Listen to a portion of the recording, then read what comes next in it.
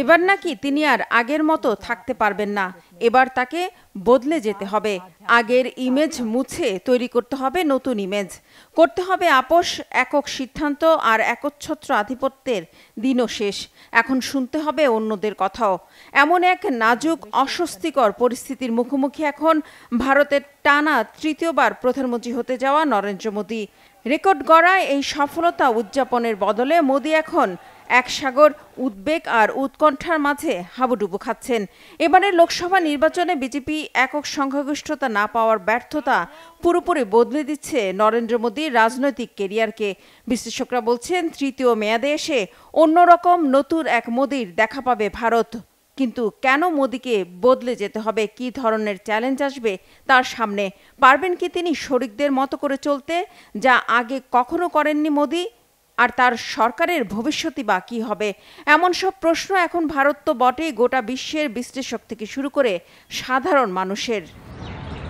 নির্বাচনের ফলকে ঘিরে নানা নাটকীয়তা আর সব জল্পনা কল্পনা ও গুঞ্জনের অবসান ঘটিয়ে শেষ পর্যন্ত বুধবার অনেকটাই নিশ্চিত হয়ে যায় ভারতের সরকার গঠন করতে যাচ্ছে নরেন্দ্র মোদীর নেতৃত্বাধীন এনডিএ জোটই।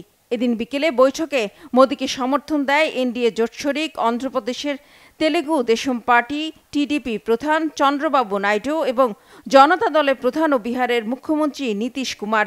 ঘোষণা দেন জোটে থাকার। মোদীকে সর্বসম্মতভাবে এনডিএ নেতা নির্বাচিত করা হয়। We are in NDA. I am going for NDA meeting. In course of time, anything will report. এর কয়েক ঘন্টা আগে নয়াদিল্লিতে রাষ্ট্রপতি ভবনে গিয়ে রাষ্ট্রপতি দ্রৌপদী মুর্মুর হাতে পদত্যাগপত্র তুলে দেন নরেন্দ্র মোদী। সবকিছু ঠিক থাকলে আসছে ৮ জুন ভারতের প্রধানমন্ত্রী হিসেবে তৃতীয়বারের মতো শপথ নেবেন নরেন্দ্র মোদী। আর এরপরে প্রশ্ন উঠেছে, এত সব চ্যালেঞ্জ মোকাবেলা করে কিভাবে টিকে থাকবেন নয়া প্রধানমন্ত্রী?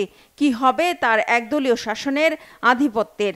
বিশ্লেষকরা বলছেন, এবার মোদীকে এমন কিছু করতে হবে যা তাকে আগে কখনো করতে হয়নি। অর্থাৎ গেল ২২ বছরে তিনি ৩ বারের গুজরাটের মুখ্যমন্ত্রী এবং ২ বার প্রধানমন্ত্রী হয়ে একরকম একচ্ছত্র আধিপত্য নিয়ে কাজ করেছেন।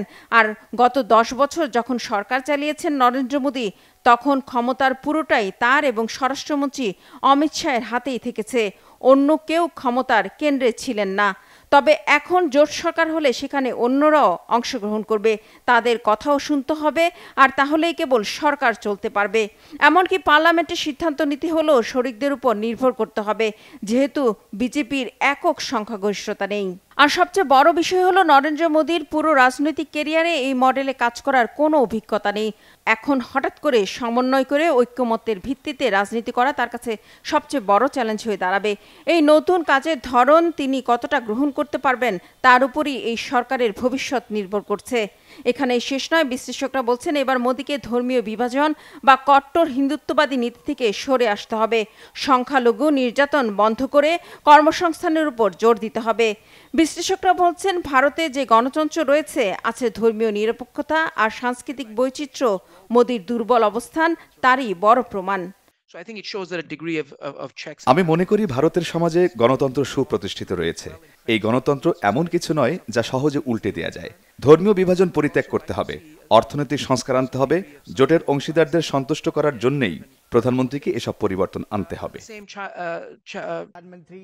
বিশ্লেষকরা বলছেন, এবারে নির্বাচনের ফল বিজেপির ভেতরেও পরিবর্তন আনবে। তাদেরকে ভবিষ্যতে এমন নেতা নির্বাচন করতে হবে যিনি একক ক্ষমতার অধিকারী হবেন না। তারা বলছেন, ২০২৯ সালে চতুর্থ মেয়াদে নরেন্দ্র মোদী দাঁড়ানোর সম্ভাবনা কিছুটা কম। তাই সেই সময়ে দলের নেতৃত্ব কে দেবেন তা এখনই ভাবতে হবে বলে মনে করছেন বিশ্লেষকরা। রিফাত জামান, বাংলাভিশন নিউজ ডেস্ক।